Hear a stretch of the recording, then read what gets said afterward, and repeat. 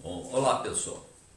Então, esse vai ser o nosso último vídeo do curso. Nós vamos encerrar apresentando uma outra técnica de integração, que é a técnica de integração por frações parciais.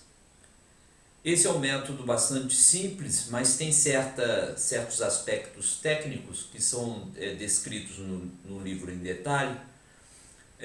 O que eu vou fazer é apresentar uma introdução sem passar pelos detalhes que são colocados no livro. Eu vou deixar uma parte desses detalhes para vocês tratarem e, lendo essa parte, vocês poderão, com a ajuda da aula de hoje, desenvolver os problemas da lista que eu vou passar ao fim da aula para vocês. E essa vai ser a nossa última lista, encerrando o curso de Cálculo Diferencial e Integral, que vai funcionar, vocês vão ver, como base fundamental para o que vocês vão ver no semestre seguinte, que vai ser o cálculo 2, e depois para o cálculo 3, as EDOs associadas também, as equações diferenciais.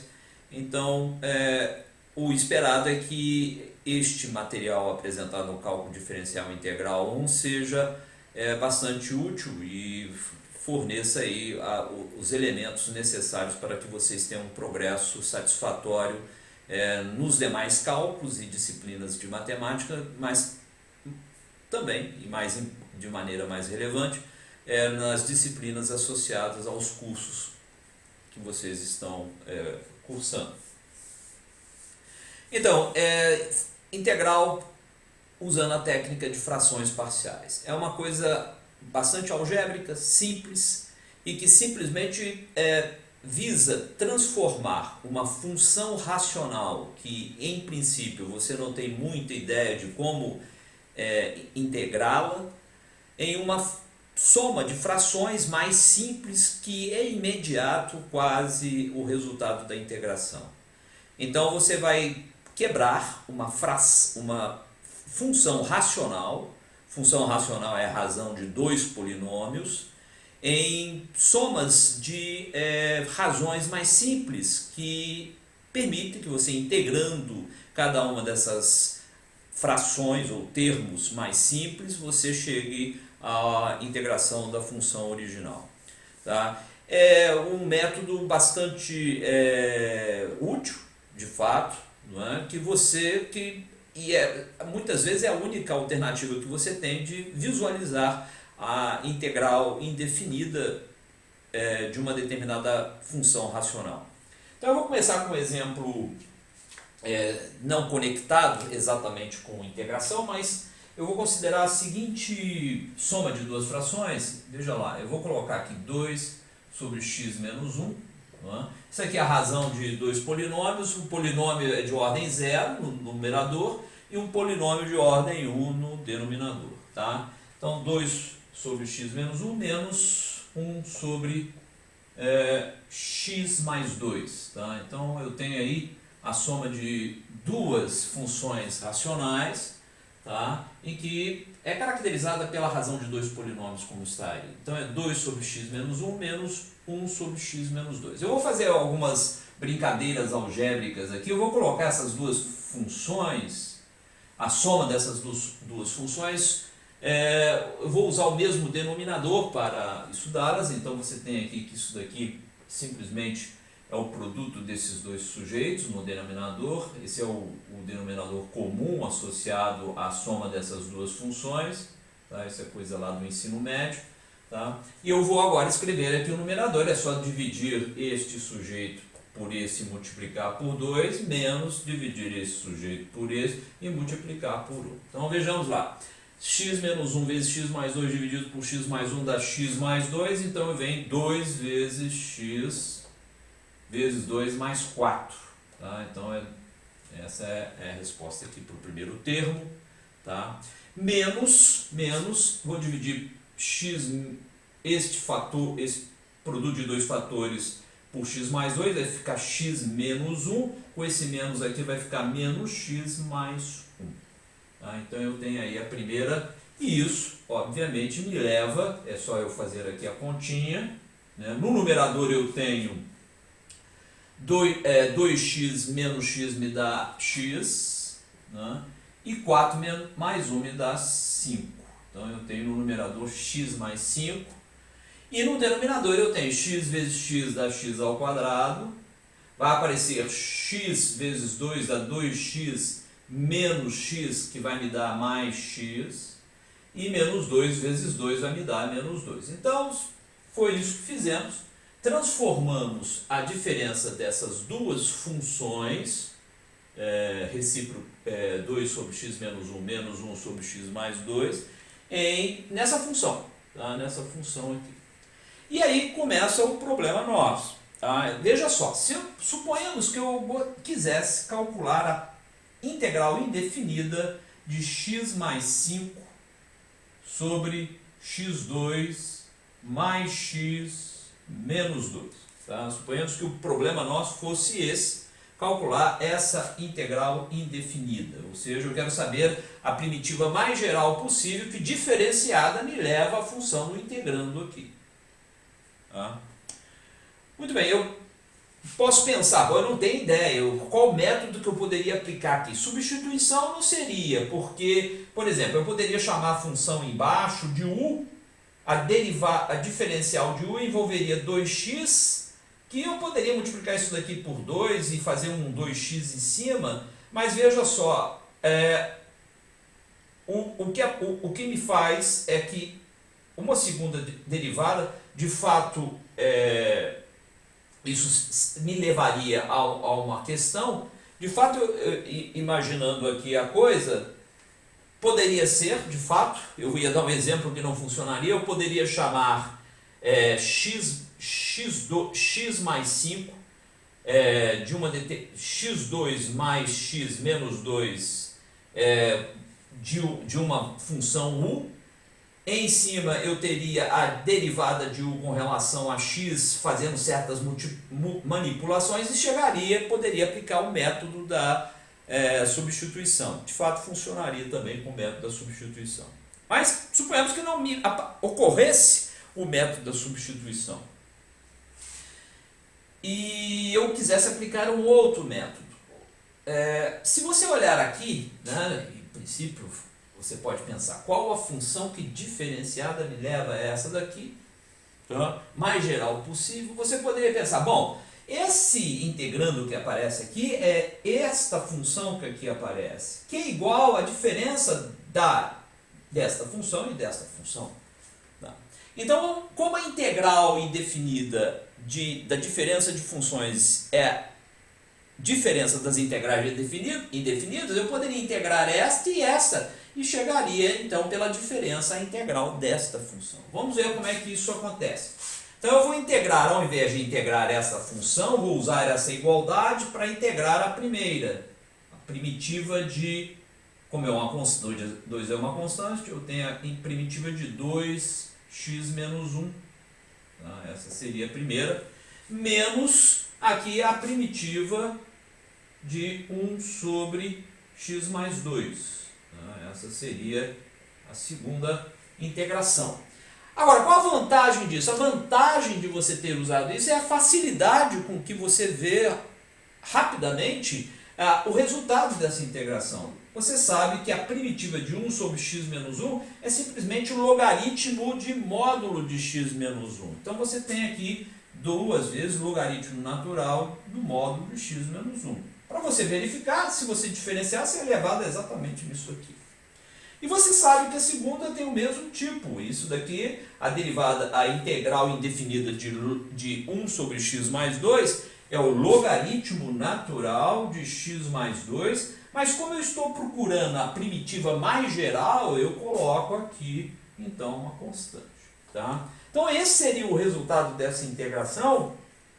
E note que eu não tive que pensar muita coisa, eu simplesmente reescrevi essa função racional, que é a razão entre dois polinômios. No numerador eu tenho um polinômio de primeira ordem, no denominador eu tenho um polinômio de segunda ordem. E escrevi-o em termos dessas duas funções racionais, daí o nome frações parciais, que é muito mais simples de integrar. do que essa daqui, ou imediatamente integráveis. A primeira integração relativa a isso me dá essa resposta, a segunda é essa, e a constante ali para tornar essa primitiva, para tornar o resultado o mais geral possível. Tá? Então, este procedimento de quebrar uma função racional, onde o grau do denominador é maior do que o grau do numerador, em duas integrais de funções parciais, que são imediatamente integráveis, constitui o que a gente chama de integração por frações parciais. Frações simplesmente porque você quebra a função racional na soma dessas duas frações, e são frações parciais. Bom, o que eu vou colocando em termos de uma teoria um pouco mais geral, seria o seguinte. Então esse é só um exemplo, só para motivar como você pode fazer isso para funções racionais, quebrá-las em funções parciais. Então vejamos aqui a teoria associada a isso daqui, um pouquinho da teoria associada a isso, que é a seguinte, e que certamente vai... A teoria diz o seguinte: nós vamos estar interessados em integração de funções do tipo integração de f em x, a primitiva, onde f de x tem uma forma que é a seguinte: é uma função racional, então eu vou escrever essa função racional como um polinômio px dividido por um polinômio qx, tá? Onde esse polinômio, ou melhor, todos os polinômios que eu vou escrever aqui, é claro, todo polinômio tem uma forma característica do polinômio, ele tem um coeficiente an elevado à enésima, x elevado à enésima potência. Esse a diferente de zero faz com que n seja o grau do polinômio p. N é a maior potência associada à base x. Isso te dá o grau do polinômio. Tá? Nós vamos poder fazer um procedimento que acabamos de efetuar, ou seja, quebrar uma função racional como essa que está aqui em frações parciais, desde que o grau do polinômio q seja maior do que o grau do polinômio p. Essa é chamada uma função própria, uma fração própria, e é em frações próprias que a gente aplica o método da integração por frações parciais. E um polinômio, então, é escrito dessa maneira. Deixa eu colocar o resto dele aqui. Tá? an x elevado a n, vai caindo a potência, né?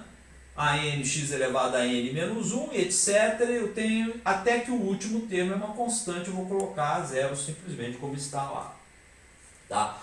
Lembrando que nós vamos estar interessados em integrações desse tipo que podem ser transformadas em frações parciais, ou seja, essa função racional ela tem no denominador um polinômio com grau maior do que o polinômio no numerador. A fórmula do polinômio q é exatamente essa forma aqui, só que o n associado é um n maior do que o n associado ao polinômio no numerador. Isso caracteriza, como eu acabei de falar, uma função, uma fração própria. Muito bem, nesses casos você pode então aplicar essa técnicazinha que a gente acabou de colocar aí. Então, a ideia é sempre que no denominador aparecer um polinômio maior do que o numerador, é quebrar isso numa soma, em geral, numa soma sx, mas que é um polinômio também, é um polinômio, né? E do tipo mais Rx, que é um resto, sobre Qx. Né? Então, a ideia é o seguinte: nós podemos aplicar a técnica das frações parciais sempre que o grau no polinômio no denominador for maior do que o grau no polinômio no numerador. Mas se não for também, é sempre possível você quebrar a função parcial da maneira que aqui está, onde S é um polinômio desse tipo aqui, cuja integração é trivial, claro, a integração de um polinômio é sempre trivial, mas a razão, uma função racional, onde aí sim acontece aquilo que eu me referi a este caso, e no caso que nós acabamos de tratar, onde é chamado, eu coloquei resto, é como se fosse o resto dessa divisão, P sobre Q, essa seria a parte inteira, essa seria uma parte que é o resto em que o grau do polinômio R, eu estou querendo representar R e Q aqui como polinômios, o grau do polinômio em R é menor do que o grau do polinômio em Q. Esta integração é trivial porque é a integração de um polinômio. Agora, esta integração, você aplicaria exatamente o método que nós aplicamos no exemplo que acabamos de tratar, já que o denominador tem um grau maior do que o polinômio no numerador. Tá? Eu vou dar um exemplo e tudo mais que segue é baseado nesse tipo de estrutura. Tá? Sempre você pensando em transformar uma função racional, P sobre Q, num polinômio, mais a razão de dois polinômios, onde o polinômio no numerador tem grau menor do que o polinômio no denominador. Tá? Porque nesse caso você sempre pode, a álgebra te garante isso, você sempre pode quebrar essa função racional própria em soma de frações parciais cujas integrações são bastante simples. Tá? Então vou dar um exemplo e isso introduz mais ou menos a ideia do procedimento que é tratado nessa seção 7.4. E vejamos lá como é feito. Suponhamos que quiséssemos integrar a seguinte função. Integral x3 mais 1 sobre x menos 1. Tá? Essa é a integração que nós gostaríamos de efetuar. E você veja que essa é uma função racional, tem um polinômio de grau 3 em cima e um polinômio de grau 1 embaixo. Então, é claro, você não vai quebrar isso aqui em frações parciais ainda. Você vai tentar transformar isso daqui na soma de um polinômio com uma fração, uma função que é uma fração própria, em que o numerador tem um grau menor do que o denominador. Tá? Então vamos ver se nós conseguimos fazer isso. Eu vou trabalhar então primeiro com x3 mais 1 sobre x menos 1. Tá? E vou tentar quebrar isso então num polinômio mais uma fração própria. Então vejamos como isso é possível. Como colocar isso daqui? Ora, você note, se fosse simplesmente x3 sobre x, você teria, obviamente, do lado direito, x2. Polinômio de grau 3, polinômio de grau 1. No lado direito apareceria simplesmente x2, polinômio de grau 2.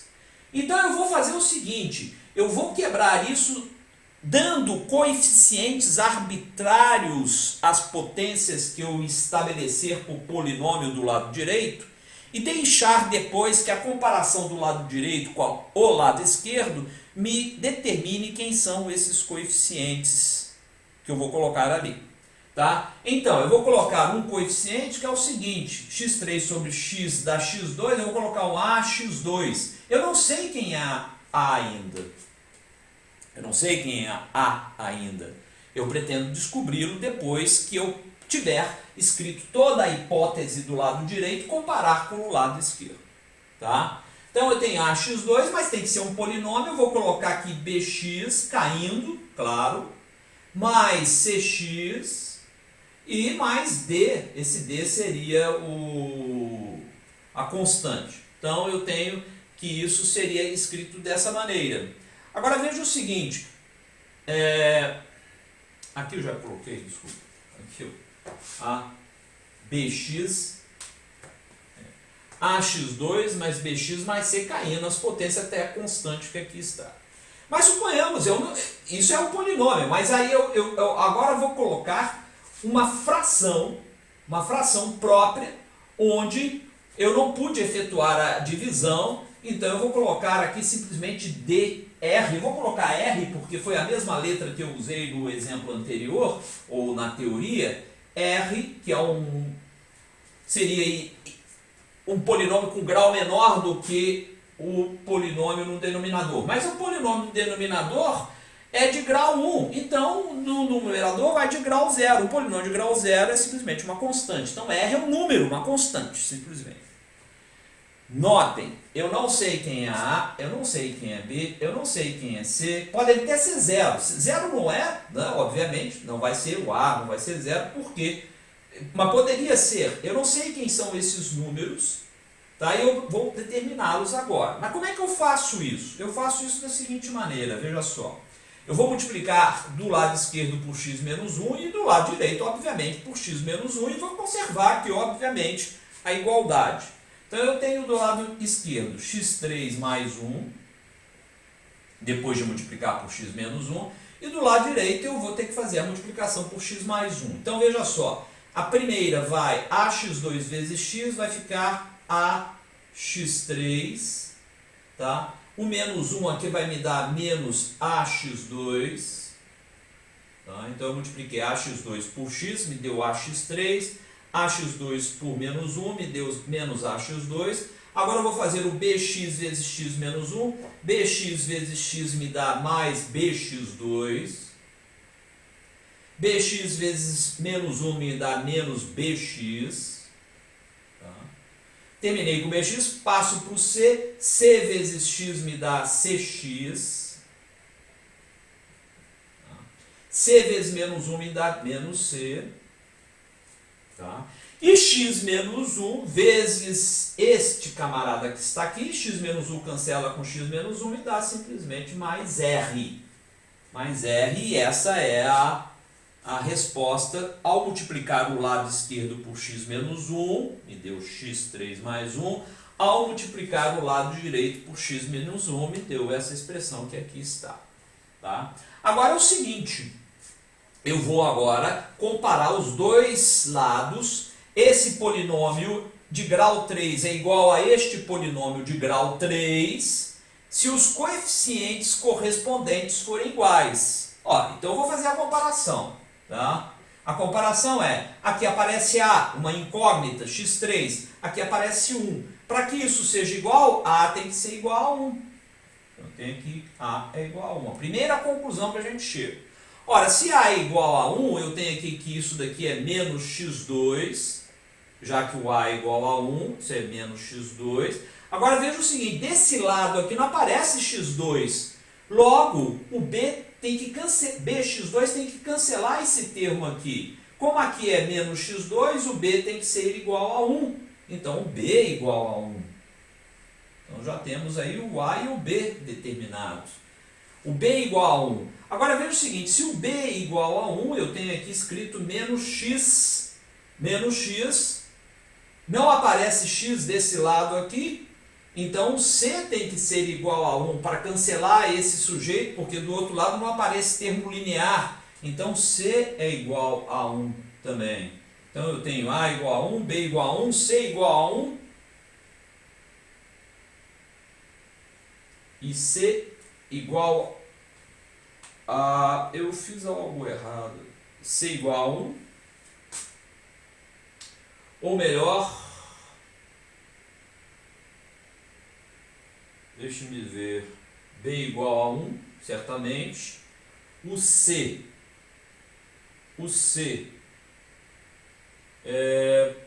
deixe-me ver uma coisa aqui. 2. Mas eu não tenho X do lado direito. Eu fiz algo errado aqui, que...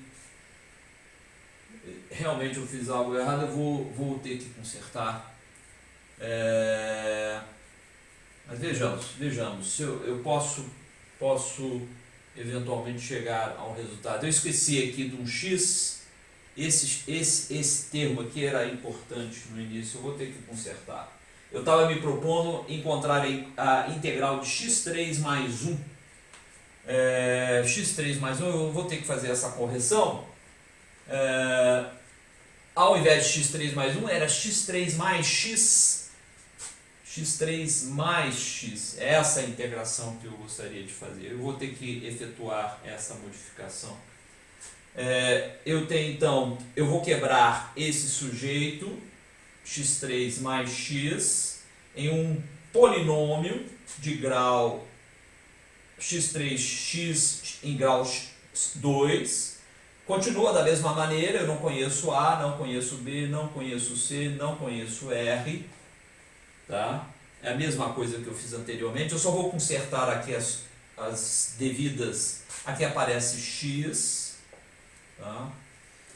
Eu multipliquei por x menos 1 desse lado, me deu x3 mais x aqui, e multipliquei x menos 1 desse lado e me deu exatamente o que está aqui. Agora, na hora da comparação, é que isso daqui vai fazer diferença. O x3 não vai mudar em nada, o a deve ser igual a 1, como está escrito aqui. Tá? Aqui não aparece coeficiente em x quadrado do lado esquerdo, então, portanto, acontece a mesma coisa, b é igual a 1. Agora, o c não é isso, não.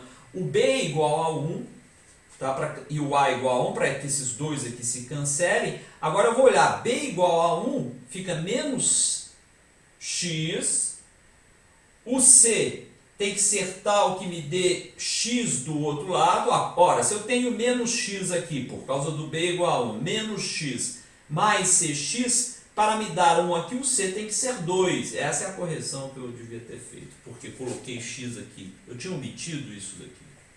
Poderia dar certo do outro jeito também, mas eu queria seguir o trajeto que eu preparei para falar para vocês.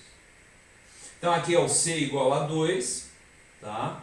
E eu tenho aqui 2, menos 2, veja só, não aparece nenhuma constante desse lado. Se eu tenho menos 2 aqui por causa do c igual a 2, menos 2, o r tem que ser algo que cancele esse menos 2 aqui para que não tenha constante do lado direito correspondente ao lado esquerdo. Então o r também tem que ser igual a 2, já que o menos c é menos 2, r tem que ser igual a 2. Então eu tenho, aí sim, as expressões que eu precisava, ou seja, eu consegui quebrar essa fração parcial que é imprópria, porque o numerador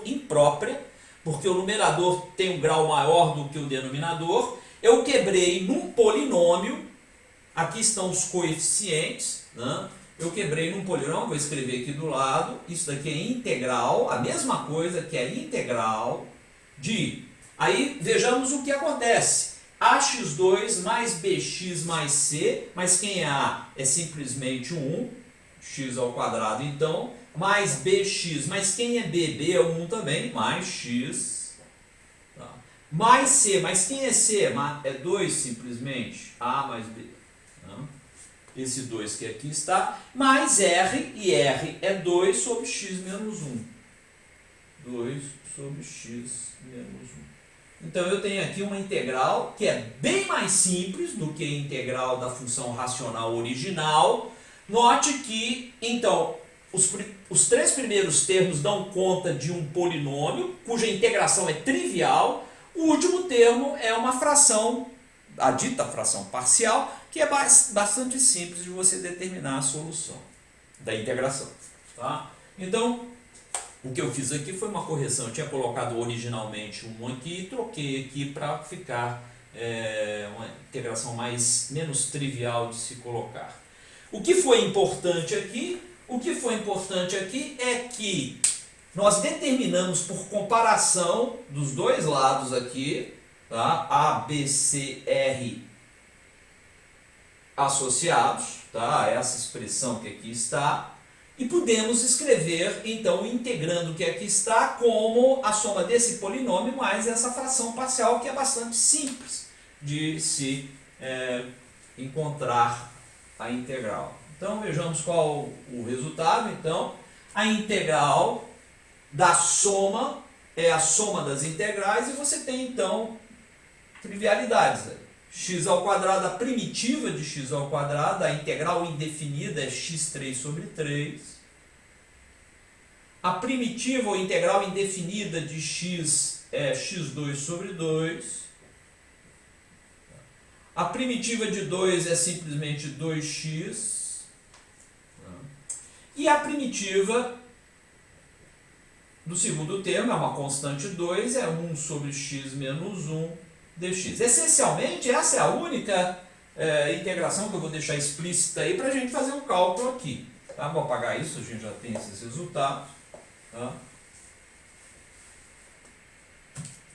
Muito bem. E agora, então, nós temos que isso daqui é x3 sobre 3, mais x2 sobre 2, mais 2x, mais duas vezes. Agora, veja só, a primitiva de 1 sobre x menos 1, você sabe, é logaritmo do módulo de x menos 1. Mas como eu quero a mais geral possível, há uma constante ali arbitrária associada a isso.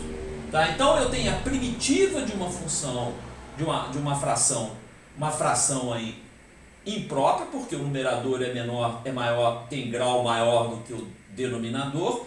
Eu escrevi isso como um polinômio mais uma fração parcial e simplesmente efetuei a integração do polinômio, que é trivial, e a integração da fração parcial que falta é simplesmente o logaritmo do argumento. E é exatamente o procedimento que você aplica nesse segundo caso.